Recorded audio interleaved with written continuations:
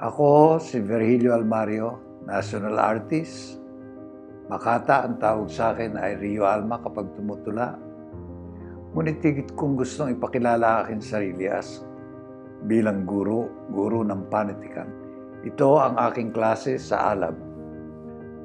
Ngayong araw na ito, ang aking paksa ay tula. Ano kaya talaga ang tula sa tingin ng ating mga ninuno noong araw? Alam ninyo, ang pagtula ay isang napaka-katutubong gawain. Sa ating kasaysayan, kapag tinignan ninyo ang panitikan, ang tula ay hindi lang isa kundi ito ang may pinakamahabang at tuloy-tuloy na kasaysayan sa ating panitikan.